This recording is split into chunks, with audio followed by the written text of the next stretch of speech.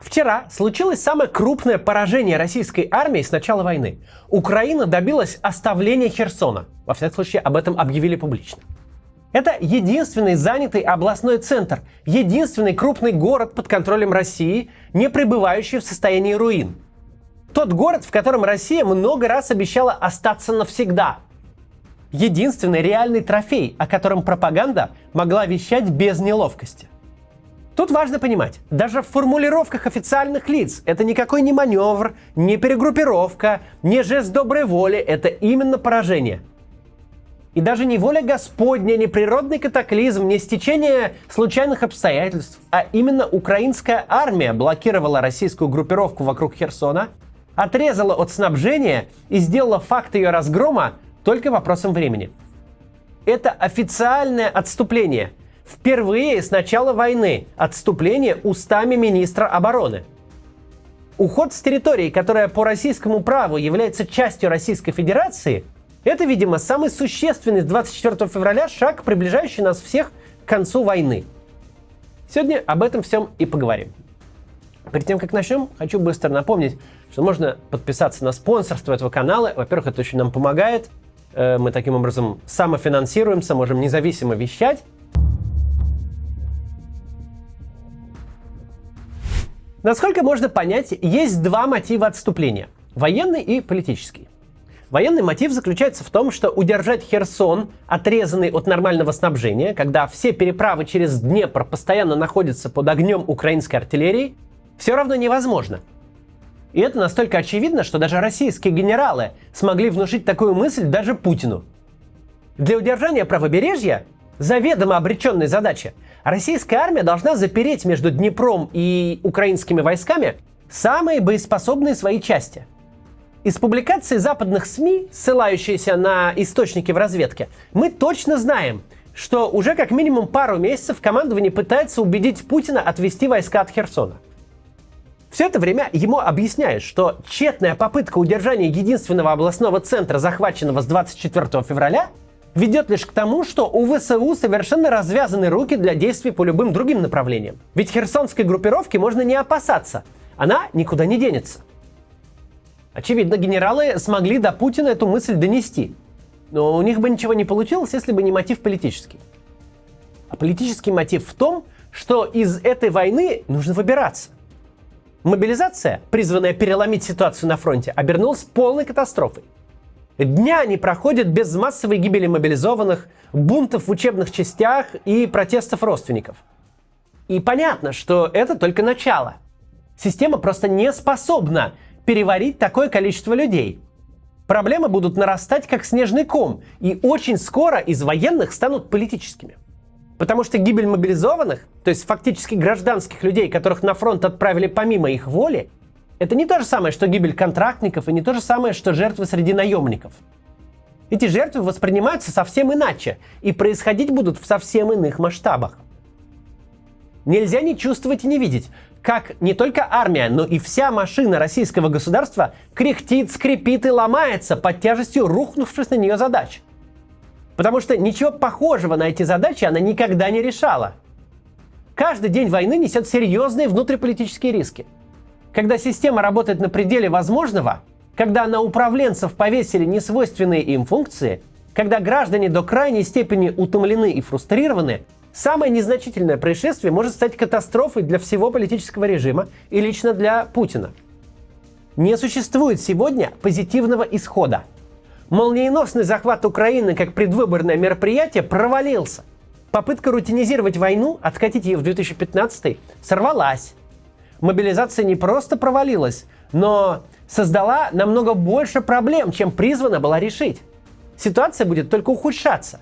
Любое следующее решение будет дополнительно усугублять накопившиеся проблемы. Это факты. Единственный выход сейчас – договариваться. Договариваться хоть как-то. Если не о мире, то о прекращении огня и заморозке конфликта. Просто чтобы ситуация перестала стремительно ухудшаться и выходить из-под контроля. Просто чтобы власть не утекла случайно сквозь пальцы. Из истории мы знаем, что процесс этот бывает столь стремителен, что если он начался, то остановить это практически невозможно. Задача сейчас зафиксировать убытки и получить побольше времени на принятие решений. Ведь время впервые в этой войне работает против Путина.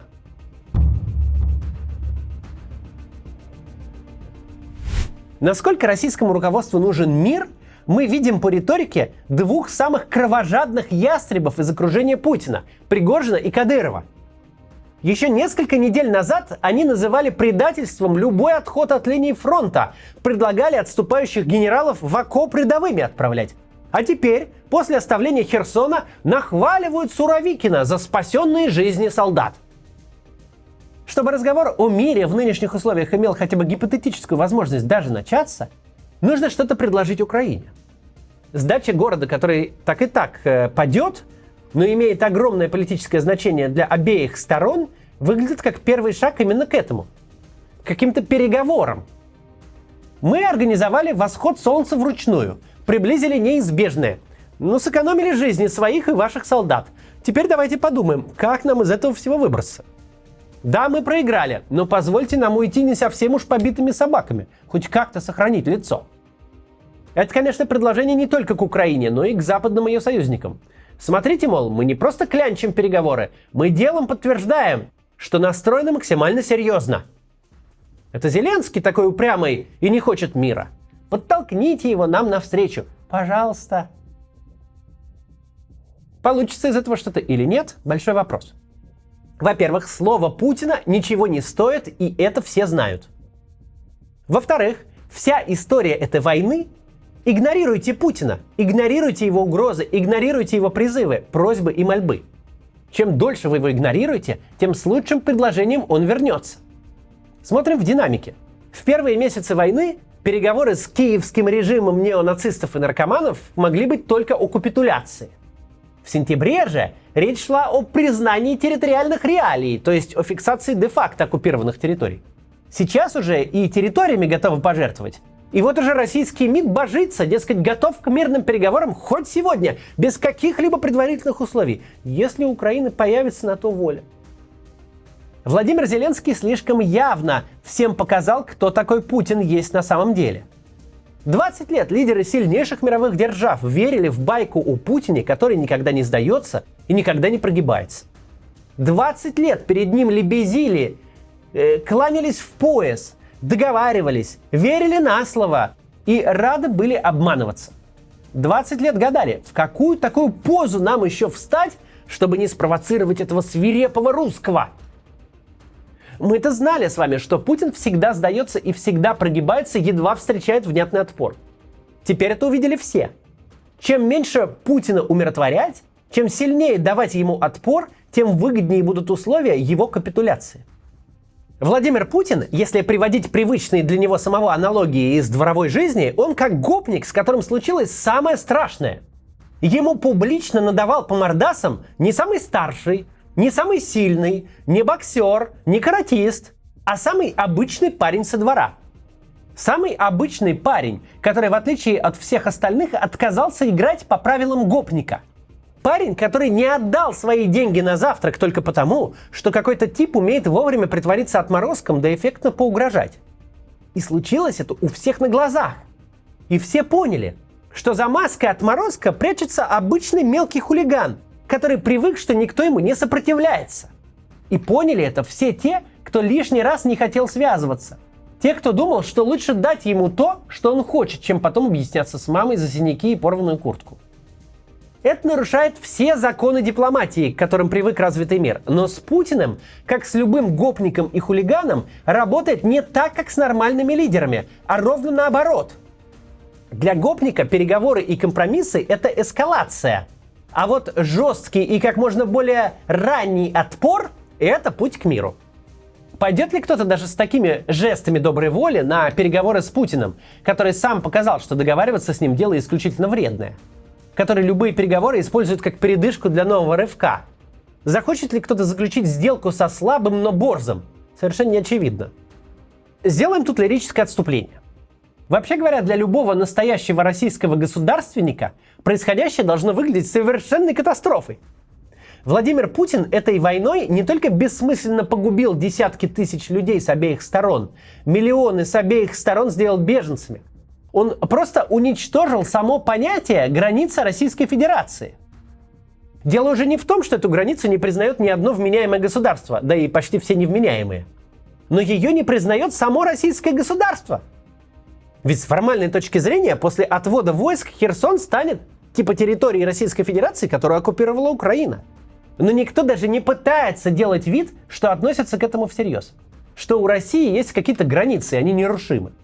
Что Россия — это вообще образование на политической карте какой-то понятной формы. Хотя бы для собственного руководства понятной. Вот уж чего точно хватает в российской истории, так это болванов, самодуров и кровавых упырей во власти. Через одного, чуть ли не каждый первый. Но чтобы граница Российской Федерации превратилась в фарс, о котором все забыли сразу же, едва отгремел концерт на Красной площади, чтобы российская территория была одноразовым гостем в телешоу, такого, кажется, еще не было никогда.